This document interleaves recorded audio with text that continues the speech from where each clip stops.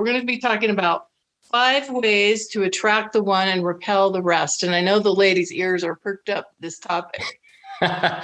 Yeah. So Great. Mamoon, I'm going to let you go ahead and jump right in. Tell us why you picked this topic, and let's go into the 5 ways. Yeah. So the reason I picked this topic and the reason this is so meaningful to me is because it's actually a breakthrough or a realization that I had before I met the one for me, right? Before I met my wife. I was, now it's funny because I come from a spiritual tradition, right? I'm a Muslim, and it was Ramadan a few years back. It must have been 2017, maybe, right? And it was Ramadan. I'd been fasting all day, and it was nighttime, and there are special prayers we do at night. And in the middle of the night, I was on my knees, and I was actually in the full prostrating position with my forehead on the ground. And I was just like, I'd been dating and I'd been speaking to people, and nothing was clicking. And I couldn't decide, like I was, I've spoken to a few people. I couldn't figure out what criteria I meant to be using. I was just in a bit of a confused state. And in that moment, I just realized, like, why am I trying to do this myself? Let's let the divine play a role here, right? Let's let the divine take over. I'm like, look, there are too many people on planet Earth for me to be able to figure out who the one is for me. I can't date 4 billion people and then figure out which one's the optimal one for me. And I also come from a spiritual tradition where I know that God is all-knowing and all-loving, and is the only one who really knows, out of the 7 billion people walking around on Earth, out of the 4 billion women walking around on Earth, which one of them is actually the optimal spouse for me. And it just kind of clicked. And in that moment, I did a really deep, heartfelt prayer. And I decided, it was the beginning of Ramadan, I decided I would do this every single night during Ramadan, right? And for some reason, it's like the idea, the kind of romantic idea that there's one person out there for you, with the very practical realization that, well, hang on, there probably is on planet Earth one person who's the optimal one for you, but a human being can't figure that out. But the divine absolutely knows it, right? I was like, oh, well, why don't I just ask for that? And I'd also realized that, my whole life, or not my whole life, my whole single life, I've been praying to be married, to find someone really attractive that I'm really into. But it never occurred to me to just ask for the one who only God knows is the optimal spouse. And I was like, oh, of course. So I went ahead and did it. I made that prayer every night during that Ramadan. And the angst and anxiety around my singleness kind of faded away, because all of a sudden it was like, well, now I just need to show up. Right now, I just need to show up, and anyone who's not the one will be repelled, and the one won't be. It kind of took the pressure off, of trying to impress people and stuff like that. And it's kind of funny because I'll tell you a quick story, right? I'll tell you a quick story about my love life while I was single. At one point, I started talking with this kind of spiritually inclined Sufi girl who I knew from way back in the day. And I kind of reconnected with her, and I was like, oh, it could be her. Right. We started talking, and we went out a few times, and at one point during dinner, like I was now starting to think, I actually made one of the mistakes here, which is to, as you're asking God for the one, to put a face and a name to it. Right? Because as soon as you start dating someone, you're like, oh, it's that one. Okay, God, I want to be with the one, preferably the one I'm seeing right now, right? So I started making that mistake. So what happened is we went out on a completely normal date. We went to a little this place called Patisserie Valerie, right? Afterwards, and we were having cake and a cup of tea. It was all very sophisticated. I was wearing a nice shirt, everything. I was like, oh, this is going swell. And it's kind of funny. At one point, have you ever had the thing where you're eating a bit of cake, and so there may be little crumbs of the cake, and then you try slurping tea? Well, I did that as she said something funny. Oh, no. And I started laughing and somehow inhaled some soggy cake with the tea, and I started coughing and actually spat out tea everywhere. And then started coughing my way through. And then I tried to play it cool, right? And I was like, and she was like, "Are you okay? Do you need to like sort your, go to the bathroom?" Like, "No, I'm good. So what were you saying about your parents?" and it was just a complete disaster. And I would say now a divinely ordained disaster, right? Because she obviously wasn't the one. And I couldn't have told that at the time, because when you like someone, you just always think that the person you like is the one, right? Right. And that kind of brings me, so the first, like, the way is to just make a very clear intention that there is one person on planet Earth who's optimal for you. You don't know who it is. You'll never figure it out. But just making that intention kind of changes the game a little bit, because now you're not, it brings us on to number 2, which is detachment. You're no longer attached to any one particular person. You're attached to, it's kind of like, I want to marry whoever the divine decides is the optimal person for me to marry, and no one else. Mm-hmm. So you automatically, it's almost like a divine hand will be at play, repelling people left, right, and center from you. And you don't need to take it personally anymore, right? That's a beautiful thing. Yeah, you don't need to take it, but it's like, oh, well, okay, I guess you weren't the one. By the way, a key way to know if they're the one, they think you are too, right? Very obvious when you think about it, but the person who's not the one won't be like pushing you away, right? Right. Soon after that incident, I got a very direct, actually mature, direct text after I, texted her a couple of times, "Hey, you want to meet up again?" She was just like, "It's not going to work out between us." And I was like, "Okay, no problem." And it wasn't like a hard thing anymore. It was smooth. So the first thing is the optimal spouse prayer. The second thing is being detached from the outcome with any particular person, mm-hmm. which falls into place really naturally if you really are making the intention that you want the one and no one else, right? You might go on a couple of roller coasters before you meet the one, but that's great. And I'll give you a little nugget here, is that after you do meet the one, and I think a little bit later I'll tell you how you know if they're the one, right?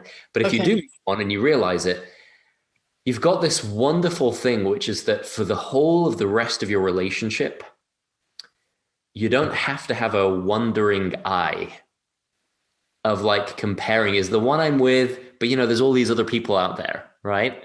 Mm-hmm. That kind of goes away, because you know that you made a really sincere meditation and prayer to be with the one, and you're with someone who is now the one. And it kind of like, there's something that happens, at least for a guy, I don't know if this is true for women, but for me, certainly, it was kind of like the idea that I even need to think twice about any other woman is just gone. Mm-hmm. Because I prayed for the one and I'm with the one, and now it's done, right? As long as Rashida's alive, I'm set, right? Right. Now, along the way, because here's the thing, unlike the movie The Secret, you don't make a prayer for the one and then the first person you meet is the one. It doesn't quite work that way. You're still going to be talking to a few people, because there's probably, my belief here is that there are things you need to learn along the way before you're actually ready for the one. And so you get a few trial runs first. God, in its divine wisdom, gives us a few trial runs to make sure we don't mess it up royally when we meet the one, right?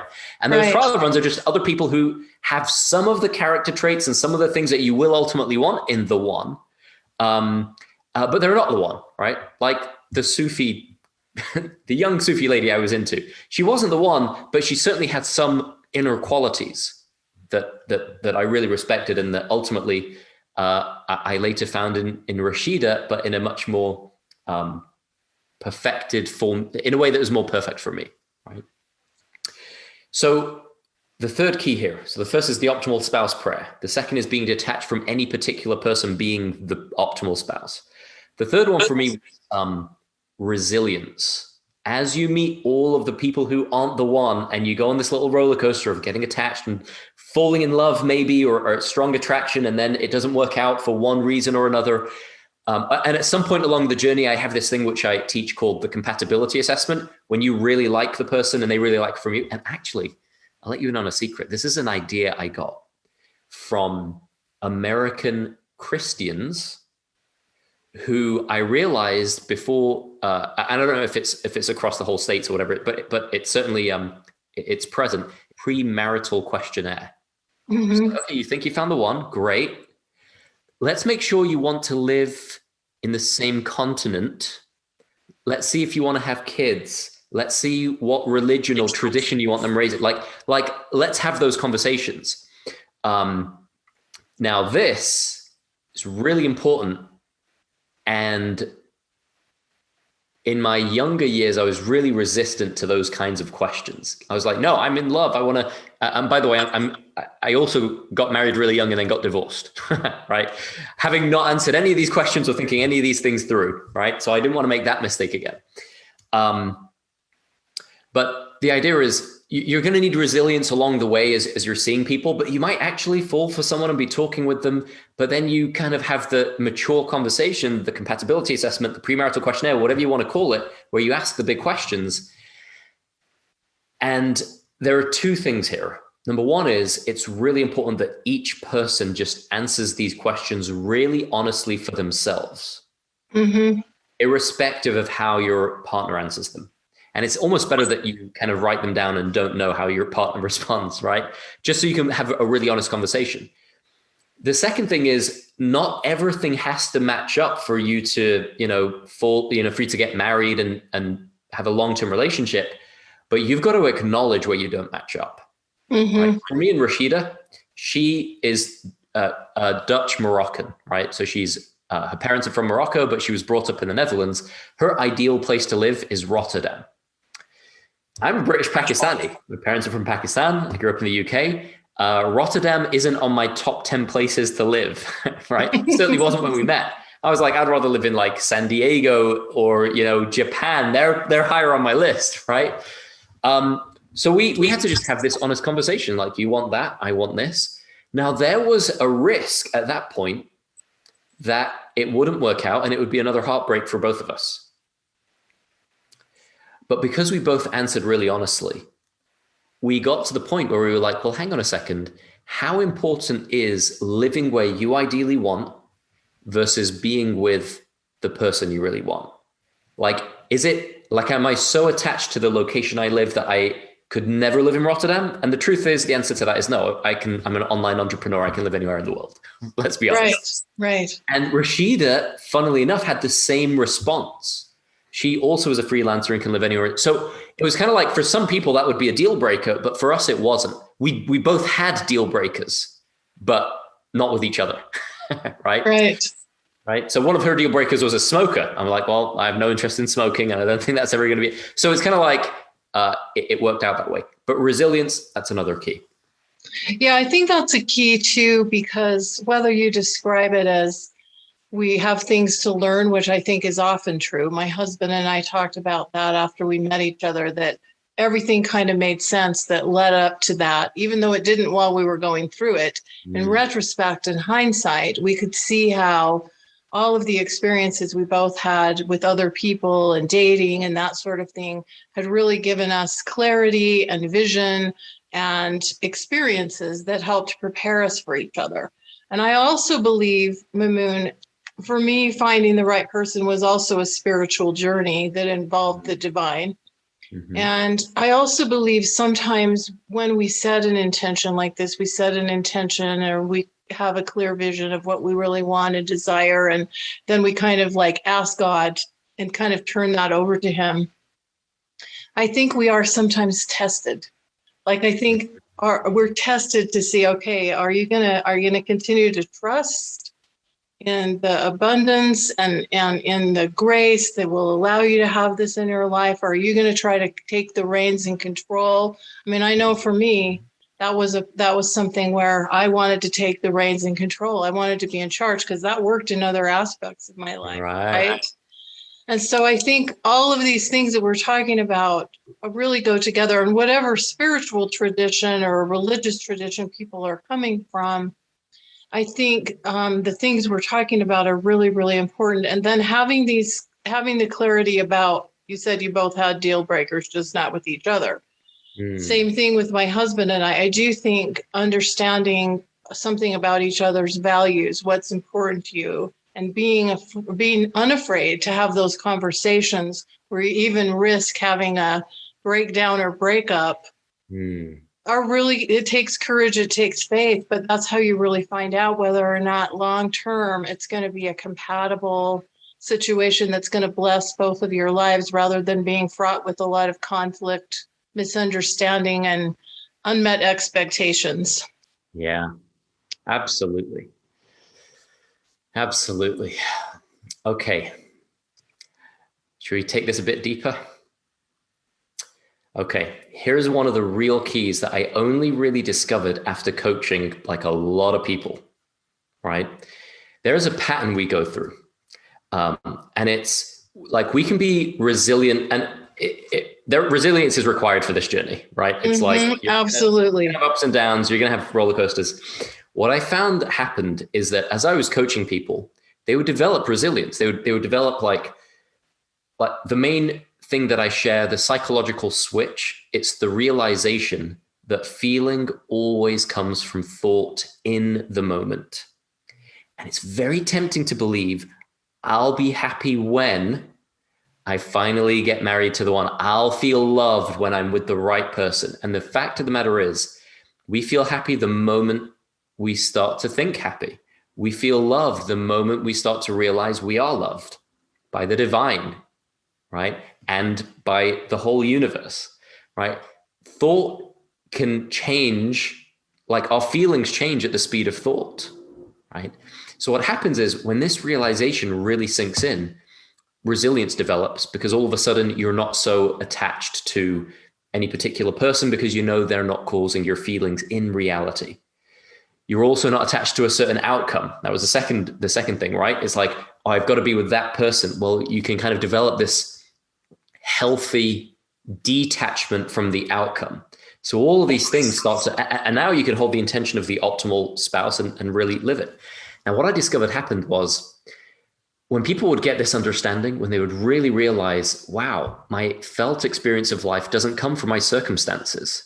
It doesn't come from the stories I've held onto in the past. It comes from the present moment and what I'm thinking in the present moment.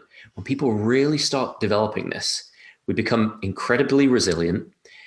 Now, we'll still go through the ups and downs. We'll still have times when I'm sad and upset and heartbroken, but there is a huge difference being heartbroken and thinking I'm upset because it broke off versus being heartbroken and realizing I'm upset because I'm thinking in an upset way about the breakup. It seems like the same, right? But there's a world of difference between the two. Because if you realize I'm upset because I'm thinking about the whole thing in an upset way, then you know for certain it can change at the speed of thought. 10 minutes later, you might feel differently. 1 hour later, you might feel differently. And if you think I feel upset because of the breakup, the only way to stop feeling upset, please will you take me back? Oh my God, I've got to find another person. Oh my gosh, somebody's got to take this pain away. You start running and becoming needy and weird. And that's where all the mistakes get made, is in that zone of like, I'm heartbroken and upset. Let me fix it now by reaching out to the person that I've broken up with, or quickly going on all these apps and finding someone who I can just immediately have a relationship with. That's where all the mistakes happen. So that's one phase, right? I realize something else happens when people really go deep with this understanding and they realize that, now I'm not saying, by the way, that we can control our feelings, right? Because if I knew a way you could 100% of the time control your feelings, I'd be selling it to you in a pill and I'd be a very rich man, right? I'm not saying we control it. We're still going to be upset sometimes and angry sometimes and full of love and happiness and joy at other times. What I'm saying is, let's not fall for the illusion that it's the circumstances of our lives that have more power than our own thinking, right? Because that's a trick. That's the illusion. For me, that's the great spiritual illusion, is the illusion that our circumstances determine our feelings, right? Now, when people really get this, one phase is they become more resilient. The next phase, which is really secret number 4 here, is people would, like my clients, men and women who I take through this process, they would start to kind of just become a lot more happy. Because when you realize, wow, my happiness and how loved I feel isn't determined by my circumstances, well, I can be single and totally, utterly happy with life. And then people are like, well, I don't even need a spouse. I'm good, right? And like, if they really get this insight on a deep level, it's true. You can be totally happy, totally single, and live your best life, and all is good. And when you're in that high energy, this is the key, okay? I had a lot of clients who, when they were in that high energy, they didn't want to do the things required to find a spouse because they feel like, well, I don't need it because I'm totally happy. And I was like, dude, you have no idea how attractive you are right now. What we do is when we're down in the dumps and we're facing heartbreak, we're feeling upset, we're feeling lonely, then we're like, let me pull my phone out and go on the apps and find a partner. And that's when your energy is the lowest and you're the most needy and in the worst possible place to go find a partner. I know. And isn't it amazing how that energy comes across without us even realizing it or meaning for it to? Completely. It's unspoken. It's not like, what did I write that was incorrect in this text? It's like, no, it's like there were things in the text, but it's more like everything about you right now is giving the wrong signals, right? Right. But now that same person, when they're genuinely happy, genuinely feel loved, genuinely confident, not fake it till you make it confident, but like feels really comfortable and confident in their own skin. Well, now all of a sudden you're super attractive. The only thing you've got to do now is show up. And that little distinction of basically stop trying to desperately, needily show up when you're feeling down. And when you're feeling great because of the personal growth that you've been through, when you're feeling awesome, you're feeling spiritual, you're feeling connected, that's when you show up. And when I say show up, I just mean literally go where the people are, go where the men are. Now you go on the dating app. Now you go to the networking event or the social engagement, whatever it is. That's really been a game changer. It's really been a game changer because it's kind of counterintuitive. When you feel like I don't need a partner and I'm totally happy, you almost don't want, and there can be kind of a negative association because in the past you've been going to the apps and you've been going to the kind of dating events when you were feeling down, and now you're feeling high and you don't want to bring yourself down by going into the dating stuff, right? But right. that's like the key error is when you're feeling high to stop the whole dating thing, and when you're feeling low to start looking for a partner. Now, it's kind of obvious when you think about it, right? Mm-hmm. But when you're in it, it's just that kind of take a step back. Like I do business coaching, right? One of the key things people don't realize is there's a difference between working in your business and doing your job, right? Like I'm a coach and my job is actually coaching people. There's a difference between doing that and taking a step back and looking at the overall strategy and working on your business, right? Right. And in the same way, for a single person, there's a difference between being in your love life, messaging people, figuring out whether the person you're messaging is worth talking to, and then going on a date. There's a difference between being in your love life and then taking a step back and zooming out and kind of doing a strategic analysis of your love life. Mm-hmm. I'll give you the upshot of all of this. A few months or like a year later, I met Rashida. We hit it off. We fall in love. We can't talk to each other enough. We're like on the phone she's in a different country, but we're on the phone for like 4 hours every night talking, and we never run out of things to talk about. And it's just getting better and better. And at some point, we were having a conversation around it. This was after like it was kind of a done deal, and our families had met, and we were like, certainly getting married. We had a conversation about it, and we realized that Ramadan, Rashida had a realization that she was just going to ask God to find the one for her. And that same Ramadan, during the night, we were both actually making the same prayer. Now, Rashida is a Dutch Moroccan. She lives in Rotterdam. I'm a British Pakistani, and at the time I lived in London. We met at a conference in Portugal. There is no logical reason why we should have even met. Neither of us have been back to that conference, right? That networking event. It was completely random. And yet here we are. Yeah. Yeah. Beautiful. It's beautiful.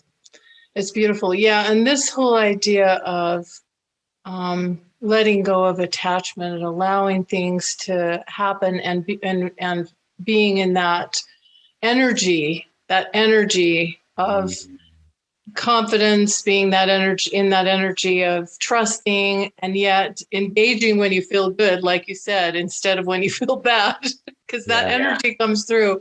You're so much more likely to attract someone that's going to be so much better, because it's the strangest thing, I swear, Mamoon, like we said, how an energy can come across through a text or an email, and you don't intend it to, but it comes through. And we've all had that experience of being around someone who's trying to sell us something, or on a date where there's a desperate energy, and you know they don't necessarily mean it to come through, but it's coming through, and it's so repelling.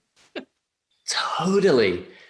And you know what? And that's why, like, I like the terms attract and repel, because attract is the right word. When you're vibing with that energy, when you've cleared up your own stuff, you've let go of your insecurities and fears and doubts and attachments to it happening on a certain timeline, when you've let go of all of that and you're just in the moment, you're completely automatically naturally attractive. And honestly, that's our natural state. And if I was going to give you the fifth and final key, it's to realize that presence and inner peace is your natural state, and it's intrinsically attractive. When finding the one isn't on your mind, it's not something you're worried about or concerned about, and you're showing up with that kind of attractive energy, with a clear mind, it's a done deal. It becomes absolutely inevitable. Strategically and systematically, you've got the things in place, right? Like I usually tell my clients, your mission, at the beginning, they don't believe me. They think I'm crazy. And they're like, oh, but this is impossible what you're saying. But I tell everybody, look, here's what we're going to do. We're going to set this up so that you just go on a date every week. That's it. And if you aren't going on a date every week, we need to set things up in your life so that that becomes inevitable. It doesn't have to be a different person every week. Hopefully it'll be the same person several weeks in a row, and eventually it'll be the same person. And even now I'm still going on a date every week with my wife, Rashida, right? So I put that in place because it's kind of like a more neutral criteria to let you know if you're showing up. Because if you're showing up on the apps, if you're showing up on the websites, if you're showing up in person at the events, if you've got the energy, if you've got the energy of attraction, you'll get dates. It's inevitable. And everyone I've told at the beginning when they were struggling and they came to me for coaching was like, let's start with one date a month, right? That's what they were telling me. Yeah. But after they figure out, it's just literal strategic things, which of course you can't see when you're in it and when you're all, attached and, a little bit insecure, really, which we all are sometimes, right? When you're in that energy, you can't, and I'll tell you a quick story, like Rashida, she found, the reason she ended up at that networking event is because a few months earlier, she was talking with a friend of hers who's a management consultant and a really good friend, right? Mm-hmm. And they were just sitting down and, this is a friend of hers in the Netherlands, and she works in big companies in the Netherlands as a management consultant. And they were just sitting down and having a girl talk, and her friend just said, "You know what, Rashida? Let's just figure this out like I would help a client running a company." She was like, "What?" And they sat down and just said, "Okay, so you want to find a man? Any criteria?" He's like, "Okay, Muslim man. Does he have to be Moroccan? And she was like, actually, for me, no. She's like, okay, well, that's a big thing because there's certain places in the Netherlands has a big Moroccan community. She's like, oh, so it doesn't have to be in the Netherlands. Boom. They just started strategically analyzing everything. And because of that, Rashida was like, okay, I'm going to go to more networking events and start finding my people, my tribe globally. And when you start socializing with your tribe, sooner or later, people are going to notice you. And then sooner or later, things are going to work out. And that neutrality of looking at your love life like you would look at a business or like you'd look at anything neutral out there, working on it instead of just being in it. That neutrality is so precious and so valuable and so easy when you have a clear mind, when you're not attached to the outcome, when you're not in the illusion that I'll be happy only when I find the right person. Suddenly you can, all of the insecurity fades away, and it just, you realize you're on a journey of absolutely inevitably finding the one. Mm-hmm. You've got your vision and your prayer. You've got detachment from it being any one particular person. You've got resilience working in your favor because, you know, we share mindset stuff of how to develop that resilience and realizing feeling comes from thought in the moment, not from the situation you're facing, right? So resilience develops. Next, as you really go deep with the inner game stuff, you start to realize you can just be happy without any particular circumstance, without finding the one, still be happy. And simultaneously realizing that that doesn't mean you stop the journey of finding them. That's when you're most attractive. And then finally, learning to kind of quiet down and have a quiet mind and look very neutrally at your love life so you can treat it like you would anything else. Like if you wanted to get in physical shape, there are just, if you're really emotional about it, it's really hard to do. But if you see it neutrally, you're just like, oh, well, I'll just eat right and train, right? Stuff like that. So it's kind of the same way. And the moment we drop our insecurities, which for me really is the moment we truly deeply realize that our experience moment to moment comes from this divine gift called thought. The moment that sinks in, our internal world changes and we just become so much more attractive without trying, without faking, without pretending. And it's no longer a matter of how do I look like I'm not needy to the other person? How do I pretend to be detached? It's like, right. It's like, well, the fact that we're asking the question means we've got a bit more inner work to do, right? Right. Right. So that's the idea. Yeah. Yeah. This is really great. This is really beautiful. And I really appreciate you sharing a lot of your personal story too, Mamoon, because I think it gives people hope. I think your story, my story, hopefully gives the women listening here on the event hope. Because I feel like that's also a really key piece, is to have hope and to have faith, even if that hope sometimes feels like it's a little glimmer. Yeah. I mean, I'm just someone who believes that we don't have this kind of desire for partnership or to be married just to torture us. I just don't believe that's the reason we have it. I believe that we have it if that's a strong desire for someone listening. I believe that also is a gift that also can help us to have the resilience to go forward when you're going through that roller coaster ride. And having someone to guide you as a coach to support you through this process can make it so much easier. It's kind of like when you're talking about working in your business or on your business or in your love life or on your love life. It's sometimes when we have another set of eyes and ears to help that we can kind of see things, because we all have blind spots. You know, we look at ourselves in the mirror every day. We think we're seeing ourselves clearly and what's going on clearly. We're not seeing the side view, or God forbid the rear view, right? We're not seeing that. Right, exactly. And so it's like you were telling me before we started that you'd taken a vacation. And while you'd taken this vacation and turn off all the, you know, the text and the messaging and everything like that, you started having all of these brilliant ideas for your business and taking things to the next level and that sort of thing. It's sometimes we have to kind of like pull back, and a coach can really help you to do that and guide you through that process. And that's Absolutely. why I think you and I are both big believers in coaching. We met in the coaching world. We've both Totally. been doing it for a long time. It's why it can be so powerful. And I really, really love what you've shared today, Mamoon. Thank you so much. Thank you so much. And you're absolutely right on this. Like, I had a coach as I was going through this journey. Rashida was being coached by her friend, but like really like with a pen and paper, figuring it out. Right. And you know, I love that you mentioned the thing about hope, because yeah, Rashida and I were both in our 30s when we met and when we got married. And I've spoken to so many women. I work a lot, of course, in the Muslim community, and a lot of women just think like, oh no, I'm in my 30s. And I know, of course, your story as well, right? And it's kind of like, there is so much spiritual and personal growth that happens on this journey. I wouldn't change it for the world. Like, if I could have had it easy and just met Rashida in our 20s or whatever, it's like, no, it's really good that it happened this way. And I'm really appreciative. And I know Rashida is as well.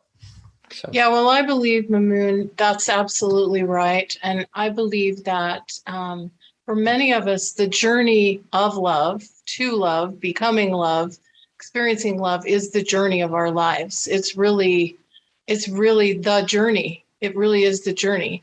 You know, the love, if you're of a religious persuasion, the love of God, the love of other people, the love of a spouse, the love of children, loving yourself.